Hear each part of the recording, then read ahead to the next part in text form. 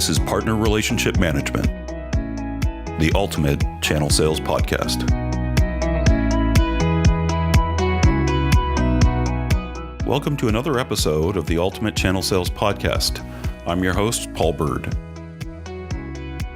As you've probably heard us say in the past, it's often the lack of action on the vendor's part in providing a partner experience that will actually encourage partner engagement. So how can you offer a partner experience that will likely increase partner engagement within your partner program? We'll discuss this and more in today's episode. And as usual, feel free to follow along with the transcript or easily replay a section with our chapter markers. Today's guest has been in the partnership space for nearly a decade. He's now a specialist in the art and science of partner experience, and he's a certified expert in collaboration relationships ISO certification. That's ISO 44001. This is an international standard for collaborative business relationships. And today he's the founder of an advisory firm that's actually called PartnerXperience. PartnerXperience focuses on partner strategy and operations for B2B SaaS companies who want to achieve efficient growth through partnerships. He's with us today to discuss how to prioritize the partner experience and tell us a little bit about the basics. Please welcome Bernhard Friedrichs. Welcome to the show, Bernhard. It's great to have you here. Yeah, hi, Paul. Thank you for having me again on the podcast. It's been nice. We've been speaking the last time. It's always happy to exchange, and especially speaking about partner experience. Not just the company, but also the partner experience that is the experience for partners doing when creating successful partnerships. So thank you very much for the nice introduction. I'm looking forward for the conversation. So tell us what some of the highlights in your career in the partnership space have been so far. Started that business in making a consultancy, advising companies to start with partnerships or improving their partnership programs, and then now in the second step, also what we do is having a PXP Academy. So that means like we giving partner manager courses, capital efficient growth courses, internal trainings. So helping partner managers to navigate and make sure that they're set up for success in their organization, and give certifications and trainings, doing partnership meetups a lot. So the last one was yesterday in Berlin, and the next ones are coming in different cities, in Hamburg, in Munich, in Cologne, and since I'm living in Valencia in Spain, it's also being in Valencia and Barcelona and Madrid and Malaga. The next ones they're coming this year. Well, I look forward to them coming to the U.S. and Canada, hopefully at some point in the future. Yeah, that could come at some point, yes. In your opinion, what key elements define a good partner experience, and how does that influence the overall success of a partnership? So I think a good partner experience starts really with treating a partner like a partner, not treating a partner like a customer. But because that comes with the customer's king. And if you treat your partner as a customer, you are the supplier. But you want to be the partner of your partner. And that is also comes with a completely different set of rights, responsibilities, and a different way of how you interact with your partner.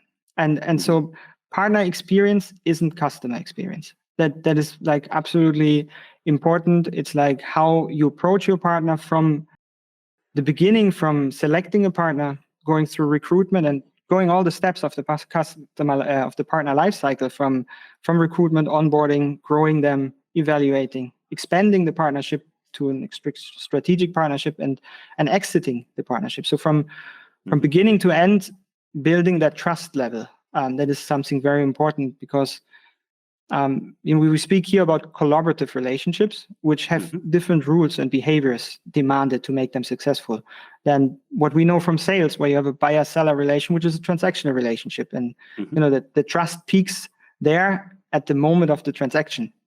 And then it goes down and it comes back for the next transaction. And that is a completely different set. And partner experience, to do it right, is make sure that everything that the partner as your partner needs is in there and at the touch points of the partner lifecycle to make sure to deliver what is needed. Knowledge sharing, transparency, make sure to build trust, reduce friction, a lot of those elements that are there, and an understanding where your partner comes from. Because even though your partner is not doing that business because you like him to do that, your partner has absolutely own goals and objectives that they want to achieve, and they partner with you because they see there is, when you make 1 + 1 = 3, and there's an advantage for the customer, which is, I think, is the glue of the partnership. So when you make a partnership, you should add value for the customer in this sense, so that 1 + 1 = 3, and having understanding that your partner does it. They have very intrinsic own ideas and own goals. So the partnership needs to bring beneficial mutual benefits, and it's not just said. It really needs to add up and make sense. And you never have the same goals. You have similar goals because you walk in one direction in the same way for a while, like a real partnership.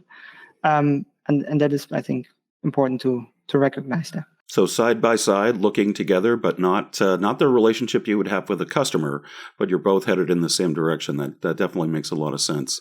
So how does a seamless and user-friendly partner experience contribute to the efficiency of partner onboarding and the kind of ongoing collaboration you would have with a partner?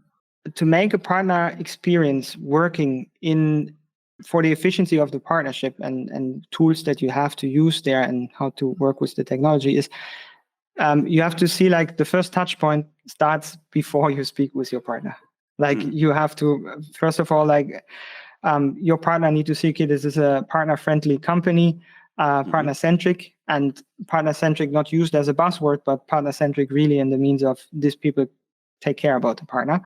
And so the first experience that you have there, it also shows, like in the website, if partner is on the top in the center, and there's a real page for that explaining how we do partner and how we see partner, that is the first indicator saying, okay, they have experience with working with partners and making it easy to get the first conversation going. And then basically making sure that along the touch points, which is starting at the recruitment, you have to qualify the partners and being transparent of what you want in the partnership and what you don't want in the partnership, which is also very important.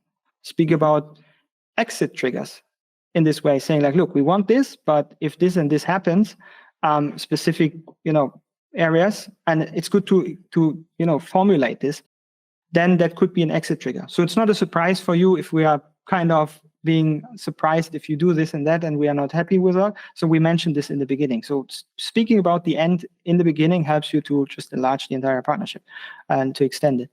And so in recruiting, being clear with qualifying the partner in the right way, it's one important thing, and I heard this, slow down to speed up, to really take in the beginning to qualify your partner, because it's super easy to sign a partnership agreement. It's super easy. The problem gets when you have to get the partnership running. And so if you take a bit more time before you do that in the recruitment process, you call your partner, you don't call them your customer, and you start going with them and make clear what you want and make sure you write a mutual action plan before you even write the agreement. Say look, these are my objectives, please write your objectives. These are my activities I'm going to do this, please write your activities. So, dedicated activities that you do, and the team and the executive sponsors have that written down. When that is clear, then sign the agreement. That gives you a lot of, a lot more chances that this is a successful partnership. And then, going through the steps, onboarding is it's the first dance that you do together in a partnership. And you have to learn walking. You probably find obstacles, which is completely normal, which is part of the journey to do that. And I think, going through this partner experience, just make sure there are many touch points and see it a lot like a collaboration where you both go through good and bad times in a way as well. And I think that is really key. I think if you've got transparency right from the beginning, but what I like about your approach is actually, documenting here's what I intend to do, and here's what you intend to do. And if we're in alignment, let's go forward. But if we're not in alignment, then let's not even get started. I think that that's a great approach. So do you think that a well-designed partner experience can also contribute to partner loyalty and more of a long-term commitment to a vendor's program? Yes, definitely. And I mean, a partnership should be always looking into a long-term agreement anyways. It's not like a one transaction where you just make this and probably have repetitive transactions.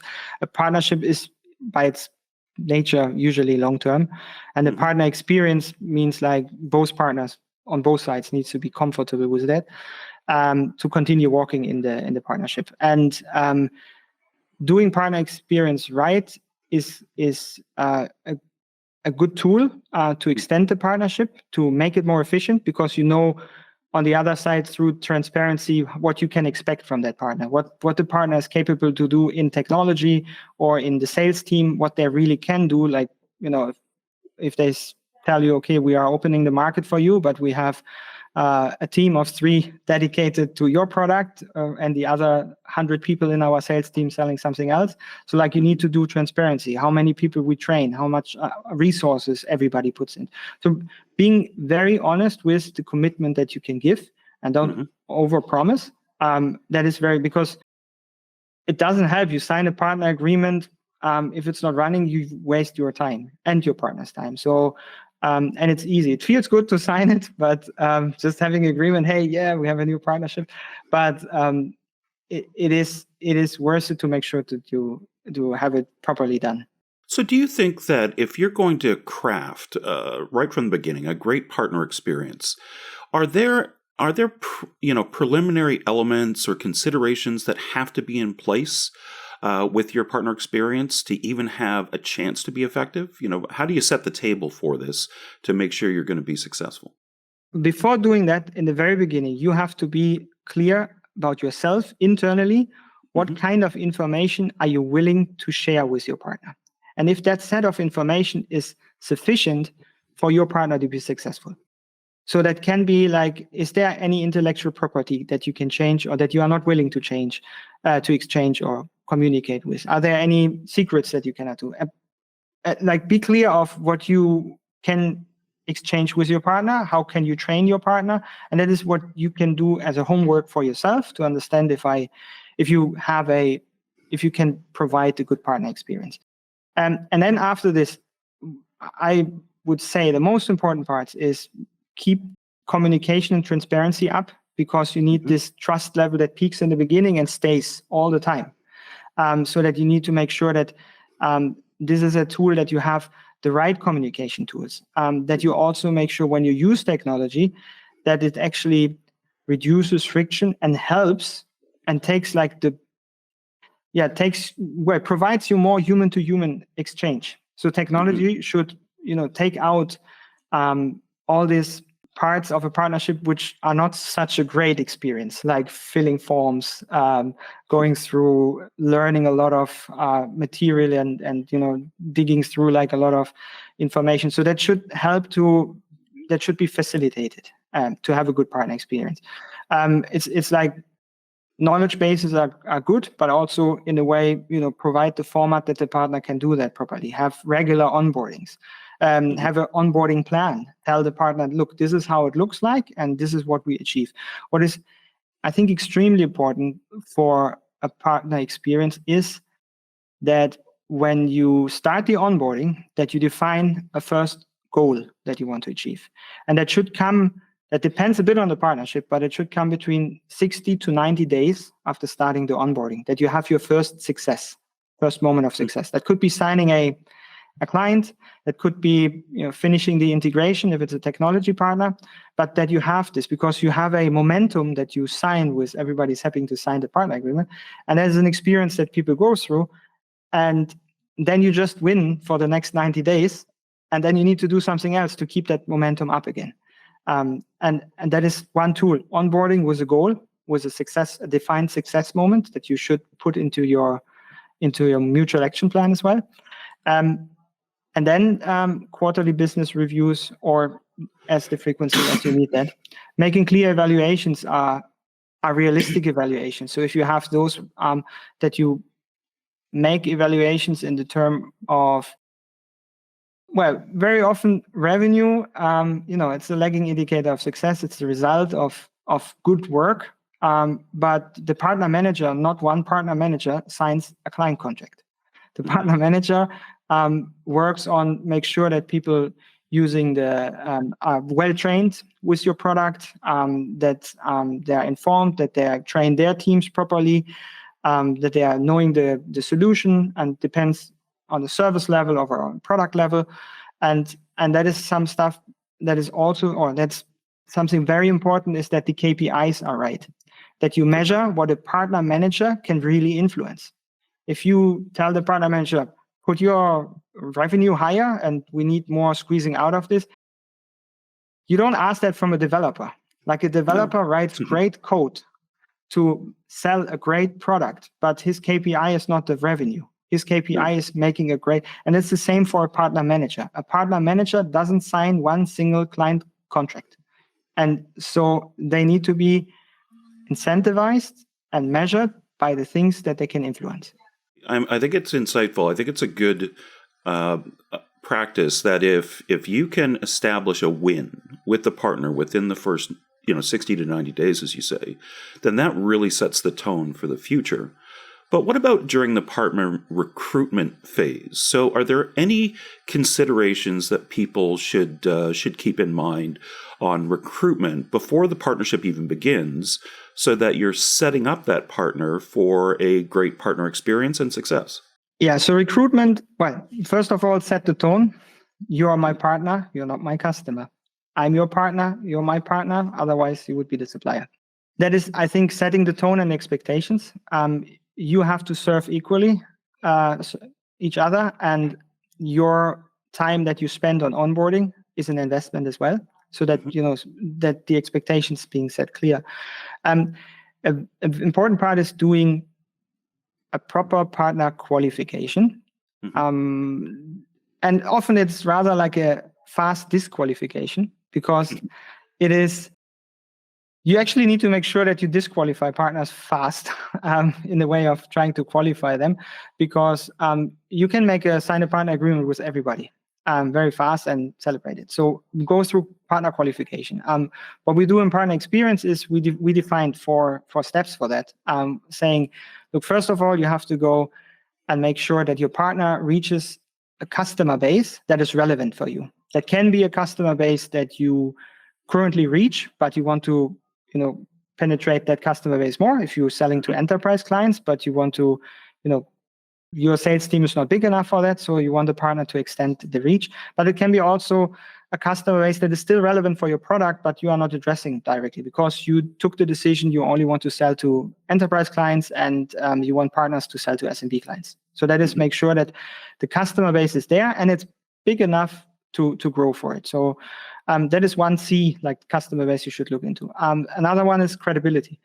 So it could be that your partner has a really great customer base, but the client would not consider them to buy from him, because it is just like, it's not just you getting that product, but you would also have some expectations as a customer, because you want to be sure that the processes of your partner in the background, the operations, it's a natural fit, and so that basically they already offer products that are in the adjacency of your product, so that their sales teams are experienced, that they know what is how to sell that product, that they can be also a trustful advisor for your customer. So credibility is a very important part. Well, you wouldn't buy a loaf of bread in the butcher, even though they have like a showroom, they have like the same kind of charging, but the thing is the experience is not the same. Like the flavor, the atmosphere you receive in the butcher shop doesn't give you the feeling like you want to have a crispy piece of bread. So so even though it's very similar and they're probably each next to each other. That is one. That is one part. And the other one is capability. So one area here is that it can happen that they have the right partners and the right customer base and they are credible. The third part is the third C is capability. That means like it can be your customer. The partner has a customer base that is right. Also has the credibility to sell that product, but then it comes out that they have a completely different way of charging. Because they address the client from a different area, or they don't have a sales team to set up for that, so that they are not capable to have the interaction with your customer that is needed to sell your product. Consultative salespeople, for example, or from a standpoint of technology, they don't have enough engineers to do that. So basically, their setup is not made to be capable for that. And the fourth and last point, which is I think one of the most important ones, because if that's not there, is commitment. The commitment needs to be shown, and you can do that in a mutual action plan in the beginning, but you also need to make sure that you create really value for the customer and make sure that your partner comes in with a commitment. That if they have a certain intrinsic interest, that means the partnership means something for them and means something for the partner, so that if they don't act, usually you don't have a penalty of not acting on the partnership. So the commitment needs to be there, that the goal is aligned and commitment comes. And you can prove this with different ways. One is in the beginning, have written down a mutual action plan and write a memorandum of understanding about it and really ensure that there's commitment.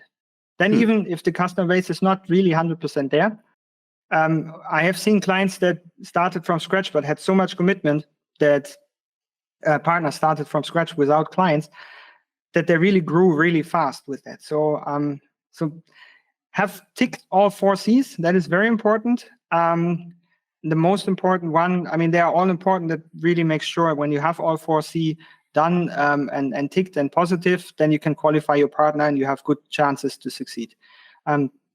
These are sometimes not very obvious, so make sure really to ask the questions and dig deeper in this qualification area. The more time you take there, multiple times you save once you have signed the agreement. So how do you think this positive partner experience contributes to the overall brand perception and reputation, within their ecosystem? There's a really good publication from Nancy Rich and Norma Wattenborough, where they say your partner is your customer experience. So your partner experience, in this sense, is if you create a great partner experience, that at the end turns into a great customer experience, because your partner represents at some stage your brand. In different ways. It can be as a technology partner, that they have a great integration with you, and that integration works seamlessly and with their solution, and that is really good. And also in terms of selling or representing your brand in a more a channel partner way. So a great partner experience turns into a great customer experience, and that is very important when you do that. Make sure you treat your partners onboard them as an internal employee, like as an employee, not like a customer. And so you can see that then in the customer experience, how you're being represented by your partners. So what role does technology play in shaping and enhancing partner experience, and how can companies leverage it effectively? So I think you can see technology from 2 ways. So they should definitely improve the partner experience along the partner journey, like the partner journey, or on the touch points of the partner lifecycle. As said, so reduce friction, make it easier to share knowledge, show a lot of transparency, because you need trust from the beginning to the end. Make sure the process of exchanging information is seamlessly and easy and doesn't take so much time from the partner, so that they can be out representing your product. And I think there are great examples, as we have PRMs, such as Magentrix, that make sure on the platform that the partners can interact with, that they have one point where they can communicate through as well, get their knowledge, and follow up the stage and get a good stage of transparency, what is on the partner side. So you can measure and you have the one place where you can communicate through. And there's new tools that are coming, of course, like, Crossbeam, Reveal, Superglue. Like there are a lot of new partner technologies, softwares or developments that are coming out. And I think compared to what is out there for sales, we are just in the beginning. Like there is so much more what we can do to support collaborative relationship. The second perspective from which I would see that is in the light of AI is a great partner experience through technology means that the technology takes all those redundant or standardizable jobs and all the, a lot of work, but not so much outcome, task and activities away from the partner manager so that it gives more time for human-to-human interactions. And I think that is really important because we have seen it in sales in a different way, that you have tools where you end up clicking and drop down lists and spend more time with that technology actually to put your data in the CRM than going out and speaking to your client. And basically that is one part where technology and also is in a certain stage of development can really help to give more time to partner managers to have human-to-human interaction, because that is where the magic actually takes place. Salesforce integration, I remember the moment when you were showing it to me, how that was integrated. I saw some other interests, I still didn't see it like comparable. Like this is like a massively great or really good integration. I mean, what you were saying, like I was about to say, yeah, you are saying the true thing, because when I saw that the first time, I was flashed about this integration that you do, because it's really bringing added value and it's really saving people time. Yeah, I've definitely seen a change in the industry in the 8 years that I've been with Magentrix.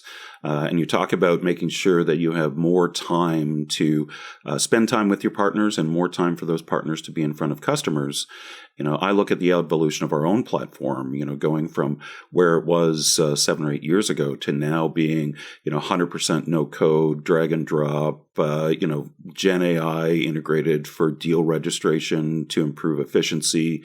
It really has, I would agree that you need to leverage all of those tools, including the account mapping tools, including the engagement tools like Superglue, in order to be able to have a successful stack. So how does personalization in the partner experience contribute to a more tailored and effective collaboration between companies and its partners? Yeah, so I think personalization is extremely important in this case because, in the word partner experience, the partner stands for a person. It's not a company, it's not a process. It's like, the partner experience is experienced by the partner manager or by decision makers or like the humans, the people that interact on both sides. And so personalization is really important to do that because you need to, it's also the glue in the partnership to build this out. So you make sure that it is not redundant information being sent and anonymous information. So it needs to be relevant for you. We are overloaded, for example, with a lot of content that is out there. So personalization means of course, how you speak to that person, but also which kind of information that person get at a time to save the time, not to dig through pages of knowledge bases with articles that are sometimes duplicates and redundant, but rather say point you, hey, look, we have witnessed or we have seen you are in this case here, so this article is the right one for you, or this video is the right one for you, or give us a call. In this way, there's a lot of personalization in a way of understanding what is the problem of this person at that stage of a partner lifecycle, so which a part of content you provide, but also how to speak with them, making sure how to engage, understand, the situation of the partner manager in that stage. Yeah. So what strategies can companies employ to continually enhance and evolve the partner experience to meet kind of the changing partner expectations over the term of the relationship? An important part is, and it comes back to, again, saying, well, slow down to speed up, take the time. There's no win in trying to standardize it as you could do it in a transactional relationship and try to run it through a lot. Make sure that different partner types require different partner journeys. You cannot put them all in the same bucket. And take time and embrace complexity. Trying to make it simple, you lose a lot on partner experience, left and right, because it's just cutting out essential parts. And so I think it is really, embracing complexity, making sure you take everything with you that needs to be there for having a good partner experience. You don't win in trying to, focus on specific points and run that through, as it's probably possible done with in more transactional relationships where you focus only to get the transaction faster. So how can vendors measure and quantify the ROI of investing in a superior partner experience for their programs? It starts with defining the relevant KPIs, which is in a way definitely, you can have a partner NPS that you can ask. You can ask for activity, like if you have a platform, of course, see how much engagement is there, how the articles and what you write or the information that you give. How's the attendance there? Do you have the quarterly business review and people show up? That you really do that? Is commitment there? Like to measure those aspects. That is, first of all, your return is like you invest into a partnership and you need to see that it has been taken, like the information been taken, the training is there. Are people certified? Are they eager to be part of a preferred partner program? Or do they want to stay standard partner because they see like the benefits are useful and they strive for getting certifications and trainings to make sure that their partner managers are well trained. So what is the engagement in this area? And you can measure those in PRMs and like the interaction with the platform as well. Mm-hmm. You can also see what is the outcome, how much transparency is there, because then you see the quality of the relationship. And then at the end, sharing of a pipeline, speaking about doing account mapping and speaking about approaching clients together. You can make partner sourced leads to track them, to see over the time. And then at the very end, you look back and you see your revenue is increased. And that is like backwards, like the indicator you can see as a result that is working. It probably needs, of course, a little bit more. You cannot go from quarter to quarter, especially in the beginning. You have to invest a little bit, but make sure that you measure those aspects that make sense, that show that you are working right. That means like your partner relationship is improving, because with an improved relationship, there's more focus on this partnership, there's more engagement from the other side, there's more commitment. And those measures, if you measure partner relevant or partnership relevant KPIs, then you can be sure that will give you a return. And thankfully, partnerships are very capital efficient compared to building your own sales team and scaling it. You can tap into existing sales teams, into existing clients. So that means you will also see that your customer acquisition costs will reduce and your customer lifetime value will increase because the partner helps you to shrink the sales cycle. Will also make sure you don't have to build this customer relationship. You will have partner source leads. You have higher quality on leads, and you also increase the retention because you are closer. When you have like a lot of really great integrations, your partner will most likely less churn because it's a higher barrier to exit that relation. Sure. Because they are happy not just with your solution, but also with the integrations that you have with this solution, that you have with your solution. So these are parts that you can measure. Perfect. So actually, not too long ago, you published a pretty helpful playbook on capital efficient growth. Let's talk a little bit more about that and how it can affect the partner experience. So can you briefly tell us about how you define capital efficient growth? Yeah. So capital efficient growth is one measure that we believe is very important. It gets more important nowadays because we have been in a decade of growth at any cost. I think Sam Jacobs of Pavilion just mentioned that name, and I think that it describes the last era, what we have been really good, and so he described it in a recent post. So because now that it's more expensive to get capital and to grow, there's an important part that you do that very efficient, that you grow efficient as a company, and make sure that you use the possibilities that are there with increased communication possibilities, with more connectivity that we have built through technology, and there's more pressure for capital efficiency in the time ahead.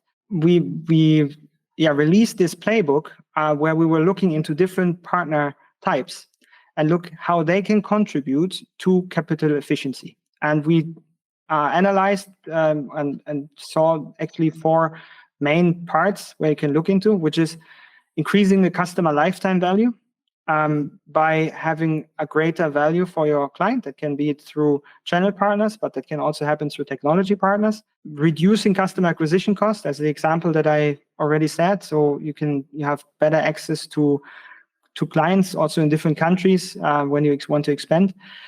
Increase the speed to market from a product standpoint, that you, instead of built by your partner, you partner with somebody that makes that product already and you integrate it into your solution instead of spending 1-2 years to try to build some feature that already exists in the market. But also in another sense for a channel partner to go to a market with a partner that's already there, and mitigate risk, which at the end is also a cost and is inefficient if you have to, if you deal with a lot of uncertainty, and you can work with partners that can help you to mitigate the risk. So it's basically those 4 parts where we see partnerships is going to play a very important role, more than it has before.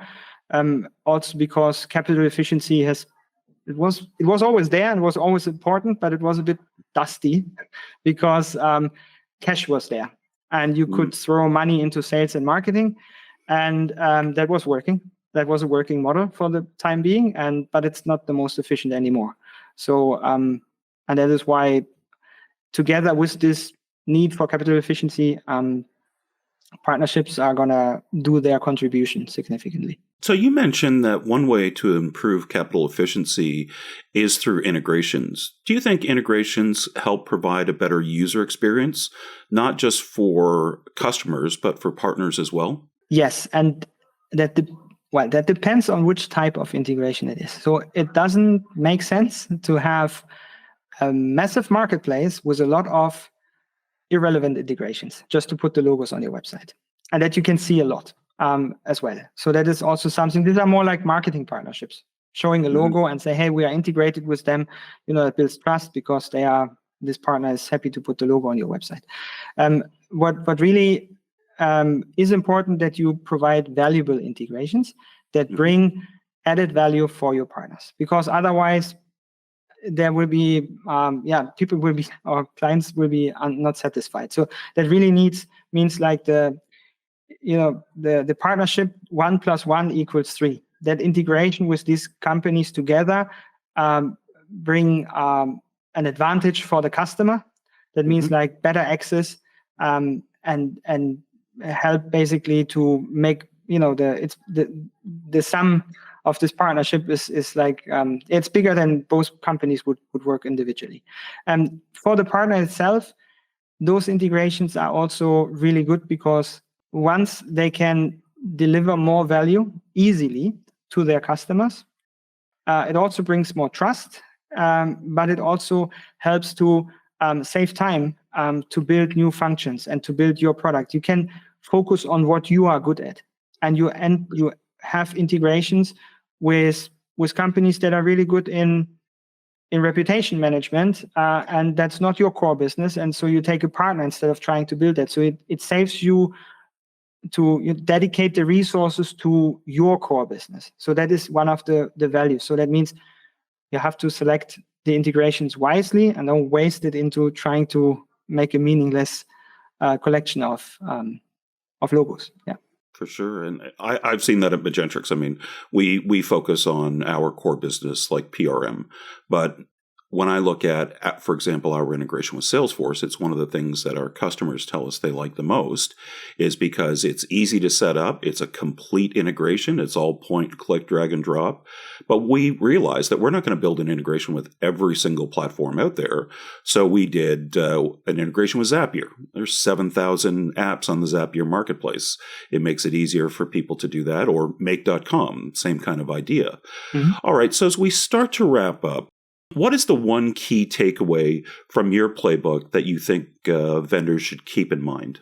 The one key point is that partnerships and capital efficient growth is increasingly important, and partnerships is a go-to strategy that you should look into if you want to achieve capital efficient growth, because it's an excellent tool to that. And it's not just for partner managers or VPs in partnerships, but very interesting for founders and CEOs to look into which strategic route they can take and implement partnerships in their business model. And what do you think one thing that people should always keep in mind in creating an unforgettable partner experience so they can future-proof their partnerships? Always remember yourself that a partnership is a collaborative relationship and not a transactional relationship. Don't fall back into the default of thinking as a transaction.